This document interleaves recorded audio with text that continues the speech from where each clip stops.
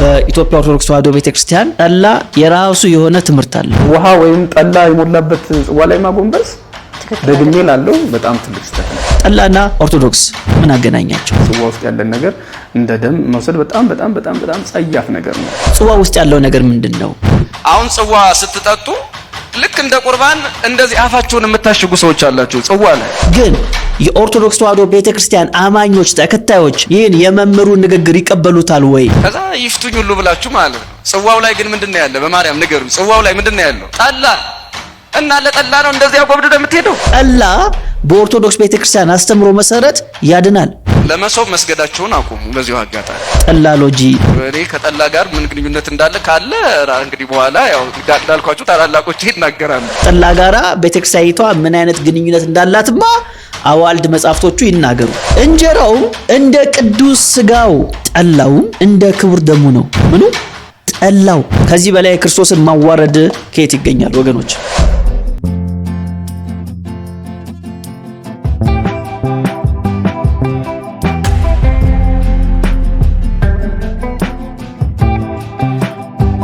ከእግዚአብሔር ከአባታችን ከጌታም ከኢየሱስ ክርስቶስ ጸጋ ሰላም ምሕረት በያላችሁበት ይብዛላችሁ። እናፈርሳለን የተሰኘውን መርሃ ግብራችን ነው ጀምረናል። በዚህ መርሃ ግብር ላይ ስህተት ትምህርቶችን እናፈርሳለን ማለት ነው። ዛሬ እንግዲህ እንደምታዩት ስቱዲዮ ጠላ ይዘን ገብተናል። እንግዲህ ለምንድን ነው ጠላ ይዛችሁ የገባችሁት የሚል ጥያቄ በአእምሯችሁ ውስጥ የተመላለሰ ይገኛል ብዬ አስባለሁ። እንግዲህ አይዟችሁ ልንጠጣው አይደለም፣ ለትምህርት ነው ይዘን የመጣ ነው። ዛሬ ስለ ጠላ ትንሽ ነገር እናወራለን። ስለ ጠላ ሎጂ አንዳንድ ሀሳቦችን ወደ እናንተ እናደርሳለን። ያው እንደምታውቁት ቲዮሎጂ ባዮሎጂ እንደሚባለው ሁሉ የጠላ ደግሞ ሎጂ ያለውና ጠላ ሎጂ በሚል ርዕስ አንድ ሀሳብ ወደ እናንተ አደርሳለሁ። ጠላ ምን ያገናኘዋል አንተ ከምታስተምረው ትምህርት ጋራ? እናንተ የምታስተምሩት መንፈሳዊ ትምህርት እና ከጠላ ጋራ እንዴት ነው ዛሬ ትምህርታችሁ የሚገናኘው የሚል ጥያቄ ደግሞ ወደ አይምሯችሁ ከመጣ በኢትዮጵያ ኦርቶዶክስ ተዋሕዶ ቤተክርስቲያን ጠላ የራሱ የሆነ ትምህርት አለው። ስለ ጠላ ራሱን የቻለ ትምህርት አለውና በተለይ በአዋልድ መጻፍቶች ውስጥ ጠላን በተመለከተ በጣም የተጻፉ ብዙ ጽፎች አሉ። እንዲሁም ደግሞ በኦርቶዶክስ ቤተክርስቲያን ተከታዮች በሆኑት ወይም ደግሞ አማኞች ምእመናን በሚባሉ ዘንድ ደግሞ ከጠላ ጋር ያላቸው ቁርኝት በጣም የጠበቀ እንደሆነ ብዙዎቻችን እናውቃለን። በተለይ በተለያየ ጽዋ ማህበር ላይ ጠላ ትልቅ ክብር ተሰጥቶት ሲጠጣ፣ አንዳንዶች ደግሞ ጠላው ለተቀመጠበት ጽዋ ሲሰግዱ ሲሳለሙ እናያለንና ጠላ እንደው ተራ ነገር ሆኖ አናገኘውም። በኦርቶዶክስ ቤተክርስቲያን ውስጥ ትልቅ ክብር አለው። ከሱ ጋር ደግሞ የተገናኘ ደግሞ ትምህርት አለው። ያ ትምህርት መጽሐፍ ቅዱሳዊ ነው የሚለውን ዛሬ እንፈትሻለን ማለት ነው። ስለዚህ እንደ ርዕስ ጠላሎጂ ብላችሁ መያዝ ትችላላችሁ። ጠላና ኦርቶዶክስ ምን አገናኛቸው በሚለው ጉዳይ ላይ ሐሳቤን አስተላልፋለሁ ማለት ነው። ከዛ በፊት እንግዲህ የቤተክርስቲያኒቷ ሊቅ የሆኑት እንግዲህ መምህር ስሙር በዚህ ጉዳይ ላይ ያስተማሩት ትምህርት አለና እስቲ እሱን መጀመሪያ ሰምተን እንመለስ። ለባዶ ሸክላ እንዴ ነውር ነው። ለሱ መስገድ ምንድነው? ከገንቦ ጋር ምን አለንኛ? ከመሶበ ወርቁ ምን አለንኛ? ጽዋው እኮ መልካም ነው። መሶበ ወርቁ ይኑር፣ ጽዋው ይኑር፣ ምንም ችግር የለም። ከዚያ ውጭ ግን እንደዛ ውሃ ወይም ጠላ የሞላበት ጽዋ ላይ ማጎንበስ ደግሜ ላለው በጣም ትልቅ ስህተት ነው። በየሰፈሩ ካህን በሌለበት እህቶች ወንድሞች የተሰበሰቡበትን መሶበ ወርቅ ላይ ያለን ነገር እንደ ስጋና ደም ጽዋ ውስጥ ያለን ነገር እንደ ደም መውሰድ በጣም ጸያፍ ነገር ነው። እሺ እንግዲህ ሊቁ ምንድነው ያሉት? ጽዋ ውስጥ ያለውን ነገር እንደ ደም መውሰድ በጣም ጸያፍ ነገር ነው በማለት ተናግረዋል። በሌላ ቪዲዮአቸው ደግሞ ጽዋ ውስጥ ያለው ነገር ምንድነው የሚለውን ነገር እንዲህ ብሎ ያብራራሉ። እንስማቸው እስቲ። አሁን ጽዋ ስትጠጡ ልክ እንደ ቁርባን እንደዚህ አፋቸውን የምታሽጉ ሰዎች አላችሁ ጽዋ ላይ። ከዛ ይፍቱኝ ሁሉ ብላችሁ ማለት ነው። ጽዋው ላይ ግን ምንድነው ያለ? በማርያም ንገሩኝ። ጽዋው ላይ ምንድነው ያለው? ጠላ እና ለጠላ ነው እንደዚህ አጎብድዶ የምትሄደው። በጣም እኔ በዚህ ጉዳይ ላይ ክርስቲያኖች በደንብ አውቃለሁ። ፍቅር ነው። መቤታችንን ትወዳላችሁ። ከዛ መሶበ ወርቁን ትሳለማላችሁ። ማክበራችሁ መልካም ነው። ጽዋን እየተቃወምኩ አይደለም፣ ማህበርን እየተቃወምኩ አይደለም። ሊሆንም አይችልም። ግን የምትሰግዱት ነገር አለ። ለመሶብ መስገዳችሁን አቁሙ። በዚሁ አጋጣሚ ስዕል ቢሆን እሺ ይሰገዳል። ከዚያ ደግሞ በውስጡ ጠላ ችንም ተዋት። እሺ እንግዲህ ከቪዲዮ መስማት እንደቻልነው ጽዋ ውስጥ ያለውን ነገር እንደ ደም መውሰድ በጣም ጸያፍ ነገር ነው አሉ እዛኛው ቪዲዮ ላይ። እዚኛው ቪዲዮ ላይ ደግሞ ጽዋ ውስጥ ምንድነው ያለው አሉ? ጠላ ነው ያለውና እንዴት ለጠላ ትሰግዳላችሁ የሚል ሐሳብን ሲያንጸባርቁ እንሰማቸዋለን። አሁን የእሳቸው ንግግር በጣም ትክክል ነው፣ የሚደገፍ ሐሳብ ነው። ግን የኦርቶዶክስ ተዋሕዶ ቤተክርስቲያን አማኞች ተከታዮች ይህን የመምህሩ ንግግር ይቀበሉታል ወይ ብለን መጠይቅ አብዛኛው ሰው አይቀበለው። የደገፈ ሰው አለ፣ ግን አብዛኛው ሰው አልደገፈው። እንዴት ከምን ተነስተ ነው እንደዚህ የተናገርከው ሜሎስ ካላችሁኝ እዛው ቪዲዮ ላይ የተሰጡ በጣም ብዙ ኮሜንቶች ነበሩ እና ከተሰጡት ኮሜንቶች ውስጥ ኦልሞስት 70% እሳቸውን የሚቃወም ኮሜንት ነበር። እሳቸውን የተቃወሙ ማን ነው? ወንጌላውያን አይደሉም። እሳቸውን የተቃወሙ ማን ነው? ሙስሊሞች አይደሉም። እሳቸውን የተቃወሙት እነማን ናቸው? የኢትዮጵያ ኦርቶዶክስ ተዋሕዶ ቤተክርስቲያን ተከታዮች ናቸው። እስቲ የተወሰኑትን ኮሜንቶች ለማየት እንሞክር። እዚህ ጋር እንደምታዩት ስንቱ የተባለ ሰው የስጋው ደሙ ተምሳሌት ነው፣ አትሳሳት፣ ታድሶነ አልሰማም የሚል ኮሜንት አስቀምጧል። አያችሁ፣ ታድሶነ አልሰማም። ለምንድነው ታድሶ የተባሉት እኚህ መምህር ከተባሉት? ይኸው ጠላውን ስለተቃወሙ ነው። ጠላ በኦርቶዶክስ ቤተክርስቲያን ዝም ብሎ ተራ ነገር አይደለም። ራሱን የቻለ ክብር የሚሰጠው ትልቅ ትምህርት ያለው ነገር ነው። ለዛ ነው ጠላን ሲቃወሙ መምህሩ ምን አሉ ኮሜንት ላይ? የስጋው ደሙ ተምሳሌት ነው፣ አትሳሳት፣ ታድሶነ አልሰማም ሲባሉ ያው እያነበብን እንገኛለን። ከታችም ያለውን ተመልከቱ። የጥበብ ምርኮኛ የሚል ደግሞ ዩዘር ኔም ያለው ሰው እንደዚህ ይላል። አይ መምህር ቀስ በቀስ ወደ ታድሶ እየሄዱ ስለሆነ ለይቶልሃል በማለት ደግሞ ይናገራሉ። አያችሁ፣ አሁን እኚህ መምህር እኮ ነገረ ክርስቶስ ላይ አይደለም ሐሳብ ያነሱት፣ ወይም ደግሞ ስላሴ ላይ አይደለም ሐሳብ ተቃውሟቸውን ያንጸባረቁት። ተቃውሟቸውን ያንጸባረቁት ምን ላይ ነው? ጠላ ላይ ነው። ጠላ ሲነካ ይኸው የማይወድ ህዝብ እንዳለ መረዳት እንችላለን። ሌላ ምን ቢኒ የሚባል ደግሞ ቢኒ ባና የሚባል ደግሞ አዋቂ ነኝ ባዩ በዛ ይላል። ከታች ደግሞ ስናይ የልብ የሚል ደግሞ አካውንት ያለው እራ አወቃችሁ ስትባሉ ሌላ መዘዝ ብሎ ዶት ሲያደርግ ደግሞ እናያለን። ከታችም እንደምታዩት ሳምሶን ደግሞ የሚባለው ያዙልኝ አሞት ነው ወይኔ በላቸው የሚል ሐሳብ ደግሞ ሲያንጸባርቅ እናያለን። ከታች ደግሞ ሴት ነች ማያ የምትባል ደግሞ ማታመጡት የለ ትላለች። ከታች ደግሞ እንደምታዩት የሚደግፍም አለ። ስመኝ ደግሞ የሚባል ሰው ምን ይላል? ለምን ጠላ ድሮም የነበረ ነው፣ ለምን ውሃ በእኛ ሰዓት ውሃ የምትለው ከዚህ በላይ መቃወም አለ የሚል ደግሞ ሐሳብ ታንጸባርቃለች። አያችሁ፣ ጠላን መቃወም በቃ ትልቅ ኑፋቄ ተደርጎ ይቆጠራል ማለት ነው በአማኙ ዘንድ። ከታች እንደምታዩት ልክ ኖት ደግሞ የሚል አለ። አረ እርሶም ተስተካከሉ ደግሞ ይላል ጥበቡ። ብቻ ምን አለፋችሁ በጣም ብዙ ሰው ሲቃወማቸው ነበር። ራማ ደግሞ የሚል አካውንት ያለው የገብርኤልን ፕሮፋይል ፒክቸር ያደረገ ሰው ደግሞ ምን ይላል? ጌታ ድረስ የዘንድሮ መምህራን የማያሳስብ ነው የሚያሳስባችሁ፣ እግዚአብሔር ያስባችሁ ደግሞ ይላል። አያችሁ፣ ጠላን መንካት ያለው ችግር። ዩዘር 21 ደግሞ የሚል አትሳሳት፣ እመቤታችን እኮ ሞሰብ በወርቅና በፍጹም ጽዋው ላይ የእግዚአብሔር መለኮት አለ እሺ ይላል። አያችሁ፣ ጽዋው ላይ ምን አለ?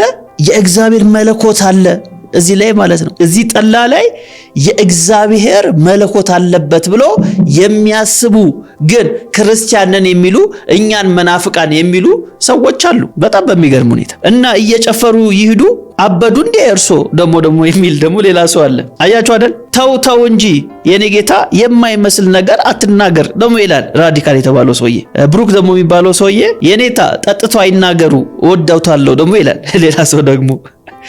ሌላው ደግሞ እንደምታዩት መሰቦ ወርቅ እመቤታችን ናት ብሎ ደግሞ ሌላ ደግሞ ሲቃወም እናገኛለን። ሐና ደግሞ የምትባል ምን ትላለች? ክብር ለሚገባው ክብር እንሰጣለን፣ ለጠላውም ሳይሆን ለቅዱሳን ክብር እርስ በራሳችን ለመከባበር እንደ ክርስቶስ ሥጋና ደም ስለምናከብር ነው። አንድም ሶስትም ሆናችሁ በስሜ ብትሰባሰቡ እኔ በመካከላችሁ እገኛለሁ ብሏልና በማያልፈው ቃሉ ክብር ለድንግል ማርያም ልጅ ይሁን ይላል። ደግሞ ምንም ማያገናኝ ከዚህ ጠላ ጋር የማያገናኝ ሐሳብን ሲያንጸባርቁ እናያለን። ስለዚህ በኦርቶዶክስ ቤተክርስቲያን ውስጥ ጠላ ራሱን የቻለ ክብር፣ ራሱን የቻለ ትምህርት፣ ጠላን ደግሞ ስትቃወሙ እንደ መናፍቅ እንደ ታድሶ ትታያላችሁ ማለት ነው። ስለዚህ በቤተክርስቲያኒቷ ውስጥ እንደዚህ የሆነ በጣም ብዙ የስተት ትምህርቶች እናገኛለን፣ የስተት ሐሳቦችን እናገኛለን። እስቲ አንድ ሐሳብ መምሩ ያነሱትን እንስማና ወደ ቀጣዩ ሐሳብ እሻገራለሁ። ደግሞ አርጉበት።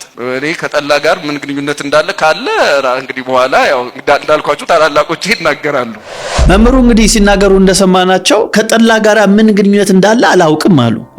ጠላው በውሃ እንደውም ቢቀየር ይሻላል እና ከጠላ ጋር ምን ግንኙነት እንዳለ አላውቅም። እስቲ ታላቆቼ የምታውቁ ከሆነ እስቲ ንገሩኝ አሉ። እውነት መምህር ከጠላ ጋር ምን አይነት ግንኙነት እንዳለ አያውቁም? የእውነት አያውቁም ብዬ ለመውሰድ እቸገራለሁ። ምክንያቱም የቤተክርስቲያኒቷ ሊቅ ኖት፣ ትልቅ ስም የተሰጠውት ሰው ኖት እና ያው ለማለፍ ፈልገው ነው እንጂ ከጠላ ጋራ ቤተክርስቲያኒቷ ምን አይነት ግንኙነት እንዳላትማ አዋልድ መጻፍቶቹ ይናገሩ። እስቲ በዋቢነት አንድ መጽሐፍ ላንሳላችሁ። ድርሳነ መድኃኔዓለምን ላንሳላችሁ። አብዛኛው ድርሳን ላይ አብዛኛው ገድል ላይ ከጠላ ጋር የተገናኘ ብዙ ጽሑፎች ማግኘት ይቻላል። እንደ ዋቢ ግን አድርጌ ድርሳነ መድኃኔዓለም ላይ ስለ ጠላው ምን ይናገራል የሚለውን ሐሳብ ላንብብሎት። በተለይ ተአምረ መድኃኔዓለም ላይ አንድ ሐሳብ ማግኘት እንችላለን። ተአምረ መድኃኔዓለም ገጽ 106 ላይ እንደዚህ ይላል። ቁጥር 6 ላይ ክብር ይግባውና ለመድኃኔዓለም መታሰቢያ እንጀራና ወጥ ጠላም ከሚሰራበት እንጨት የሚወጣውን ጢስ መላእክት ክንፋቸውን እያንቦገበጉ በምስራቅና በምዕራብ በሰሜንና በደቡብ በአራቱ ማዕዘን ዓለም ይበትኑታል። ተመልከቱ። ምኑን? ጠላው የተሰራበትን ጢስ። ወደ እሱ የደረሰበትም እሱ ይድናል። ምን ያደርጋል? ይድናል። በስሙ አምኖ ከመድኃኔዓለም ከጎኑ በወጣው ውሃ የተጠመቀ ኃጢአተኛ ክርስቲያን ሲቅርና አረማዊ እንኳን ቢሆን በዚች ቀን ቢሞት ክብር ይግባውና ለመድኃኔዓለም መታሰቢያ የተደረገው ያ ጢስ የሚለው የትኛውን ነው? ጠላው የተሰራበት ወጡ የተሰራበት ጢስ የነካው ሰው ይድናል። አማኝ እንኳን ባይሆን ባይጠመቅ እንኳን አረማዊ ቢሆን እንኳን ምን ያደርጋል? ይድናል። ስለዚህ ጠላ በኦርቶዶክስ ቤተክርስቲያን አስተምሮ መሰረት ያድናል። የማያውቁ ከሆነ ይኸው ተአምረ መድኃኔዓለም ላይ በጥቁርና በቀይ በግዕዝና በአማርኛ ተደርጎ ተጽፏል። ማንበብ ነው። እኛ ከራሳችን አላመጣ ነው። እሱ ለድነት ምክንያት ተሰቅሏልና ይላል። ከዛ ገጽ 108 ላይ ያለውን ደሞ ሐሳብ ላንብብላችሁ። በነጋውም የካህዲያንን ሥራ ቢሰራ መድኃኔዓለም ክርስቶስን ቢክደው ክብር ይግባውና የመድኃኔዓለም መታሰቢያ ለሚያደርግ እንደ ጥምቀት የተሰየመለት ያ ጢስ ይሻራል። የዛ ቀን ጢሱ ቢነካው ምን ያደርጋል? ይድናል። በነጋው ግን ወይም በነጋታው የካህዲያንን ሥራ ግን ቢሰራ ምን ይደረግበታል? ያድነቱ ይወሰድበታል ይለናል። እሺ እንቀጥል። እዛው ገጽ 108 ሶስተኛ ተአምር ቁጥር 2 ላይ እንደዚህ ይላል። ዳግመኛ ምን ነግራችኋለን? ክብር ይግባውና የመድኃኔዓለም መታሰቢያ የሚደረግበት ሁሉ ከሌላ ጋር አይቀላቀልም። ምኑ? ዕቃው። የሸክላ ዕቃውም ሸክላ አይባልም። የሸክላ ዕቃው ምን አይባልም? ሸክላ አይባልም፣ ንዋየ ቅዱሳት ነው እንጂ። እንጀራውም እንደ ቅዱስ ሥጋው፣ ጠላውም እንደ ክቡር ደሙ ነው። ምኑ? ጠላው እንደ ክቡር ደሙ ነው። ይሄ ጠላ እንደምንድን ነው? እንደ ኢየሱስ ክርስቶስ ክቡር ደም ነው። ሽታው ራሱ እንዴት እንደሚረብሽ እንኳን የኢየሱስ ደም ሊሆን ይቅርና ሽታው እንኳን አንድ ጤነኛ የሆነ ሰው ሊቋቋሙ አይችልም። ዕቃውም በእመቤታችን ይመሰላል፣ በውስጡም የተቦካውም ተመልከቱ፣ በውስጡም የተቦካውም ክብር ይግባውና በመድኃኔዓለም ይመሰላል። የተቦካው ያቡኮ በማን ይመሰላል? በመድኃኔዓለም። ከዚህ በላይ ክርስቶስን ማዋረድ ከየት ይገኛል ወገኖች? ከዚህ በላይ ማርያምንስ ማዋረድ ከየት ይገኛል? ዕቃው በማርያም ይመሰላል አሉ። የተቦካውም ክብር ይግባውና በመድኃኔዓለም ይመሰላል። የመድኃኔዓለም መታሰቢያ የሚደረግበት ዕቃ ክብሩ እንደዚህ ካልሆነ በማጸኗ የተሸከመችው እመቤታችን ማርያም ባልከበረች ነበር ብለው ዕቃውና ማርያምን ለማነጻጸር፣ ቡኮውንና ክርስቶስን ለማነጻጸር፣ ጠላውንና የኢየሱስን ደም ደግሞ ለማነጻጸር ጥረት ይደረጋል በኦርቶዶክስ ቤተክርስቲያን። እንግዲህ መምህሩ አላቅም አሉ። ከጠላ ጋር ምን አይነት ግንኙነት እንዳለ አላቅም አሉ። የማያውቁ ከሆነ ያው እኛን እነግራቸዋለን። የእናንተን ቤተክርስቲያን አስተምሮ እንደዚህ ተብሎ ተጽፏል። አያሳዝንም? አብዛኛው ሰው ይሄ ጠላን ሲጠጣ የመድኃኔዓለም ቀን ምን እየጠጣው ነው ብሎ ነው የሚያስበው? የኢየሱስን ደም እየጠጣው ነው ብሎ ያስባል። እድንበታለሁ ብሎ ያስባል። እባረክበታለሁ ብሎ ያስባል። በዚህ ፈውስ አለ፣ ደህንነት አለ፣ የእግዚአብሔር መንግስት ገባበታለሁ ብሎ ያስባሉ። በጣም በሚያሳዝን ሁኔታ። ለዚህም ነው ልክ መምህሩ ጠላውን ሲቃወሙ ወይም ደግሞ ጠላው እንደ ቁርባን እንዳትቀበሉት ለጽዋው ስግደትን አቁሙ አትስገዱ ብሎ ሲናገሩ ያው ቅድም እንዳነበብኩላችሁ ኮሜንቶች እርሶማ ተሐድሶ ሆኖት ተሳስተዋል እያለ ህዝቡ ሲቃወም እያየነው ነው። ምንን ደግፎ ህዝቡ? ጠላውን ደግፎ። ጠላ ሎጂ መላችሁ ይሄ ነው። ጠላ ራሱን የቻለ በኦርቶዶክስ ቤተክርስቲያን ውስጥ ትልቅ ትውፊት ያለው ትምህርት ያለው ጠላውን መንካት ክርስቶስን እንደ መንካት ተደርጎ ይቆጠራል። ይሄ ፈጽሞ ኑፋቄ ስተት እንደሆነ ሰዎች ሊገነዘቡት ያስፈልጋል። ኦርቶዶክሳውያን መንቃት አለባችሁ። ከዚህ ጠላ ወደ እውነተኛው ወደ ኢየሱስ ክርስቶስ መቅረብ አለባችሁ። ጠላውን ከኢየሱስ ክርስቶስ ጋር የሚያነጻጽር አይምሮ ሰይጣን የተቆጣጠረው አይምሮ ነው እንጂ አንድ ሰው በንጹህ ሕሊናው እንዴት ይሄ ጠላ ከክርስቶስ ደም ጋር ይመሳሰላል የክርስቶስ ደም ምሳሌው ነው ብሎ ሲነገረው አሜን ብሎ እንዴት ይቀበላል? አይ አይደለም የክርስቶስ ደም ምሳሌ አይደለም ደግሞ ብሎ የሚነግረውን ሰው ደግሞ እንዴት ይቃወማል ሰው? ይሄ በጣም ነው የሚያሳዝነው፣ በጣም ያሳዝናል። ተወሰኑ የመጽሐፍ ቅዱስ ክፍሎችን ላንሳ ስለ ጌታችን ስለ ኢየሱስ ክርስቶስ ደም። ሐዋርያው ጴጥሮስ እንደዚህ ይላል በአንደኛ ጴጥሮስ መልእክቱ ምዕራፍ 1 ቁጥር 18 ላይ ከአባቶቻችሁ ከወረሳችሁት ከከንቱ ኑሯችሁ በሚያልፍ ነገር በብር ወይም በወርቅ ሳይሆን ነውርና እድፍ እንደሌለው እንደ በግ ደም በክቡር የክርስቶስ ደም እንደተዋጃችሁ ታውቃላችሁ ነው የሚለው። አያችሁ በምን አይነት ደም? ክቡር በሆነ በክርስቶስ ኢየሱስ ደም እንደተዋጃችሁ ታውቃላችሁ ይላል። ብዙ ሰው ይሄን አያውቅም። ብዙ ሰው ደሙን ከጠላው ጋር ያነጻጸረ የክርስቶስን ደም ሲያክፋፋ ያው እያየን ነው በመጻፍቶቻቸው በትምህርታቸው። ለዚህ እኮ ነው ጌታን ተቀበሉ ምንለው። የኢየሱስን ደም ከዚህ ጠላ ጋር የሚያነጻጽር ሰው ጌታን አውቄያለሁ ቢል ጨዋታ ነው፣ ቀልድ ነው። የክርስቶስ ደም ከምንም ነገር ጋር አይነጻጸርም። የተዋጀንበት ደም፣ የተቀደስንበት ደም፣ ከኃጢአት እስራት የተፈታንበት ያ ክቡር የኢየሱስ ክርስቶስ ደም በምንም ነገር ልንመስለው፣ በምንም ነገር ልናነጻጽረው አይገባም። ውሃ አንስተን የክርስቶስ ደም ነው ልንል አንችልም። ጠላ አንስተን የክርስቶስ ደም ነው ልንል አንችልም። ያ ደም ከምንም ነገር ጋር ሊመሳሰል፣ ሊነጻጸር፣ ሊወዳደር አይቻልም። የከበረ ነው፣ ከፍ ያለ ነው፣ የላቀ ነው። ለምን? በዛ ደም ምን አግኝተናል? የኃጢአትን ስርየት፣ ከኃጢአት መንጻትን አግኝተናል። ሐዋርያው ዮሐንስ በአንደኛ መልእክቱ ምዕራፍ 1 ቁጥር 7 ላይ እንደሚናገረው የልጁ የኢየሱስ ክርስቶስ ደም ከኃጢአት ሁሉ ያነጻናል። ሰው ይሄን ጠላ ጠጥቶ ይሰክራል፣ ወደ ኃጢአት ነው የሚገባው። የክርስቶስ ደም ነው ብለን ከተቀበልነው፣ የሱ ምሳሌ ነው ብለን ከተቀበልነው እንዴት የኢየሱስ ክርስቶስ ምሳሌ የሆነ ያሰክራል? አይሆንም፣ ሊደረግ አይችልም፣ ሊሆንም አይችልም።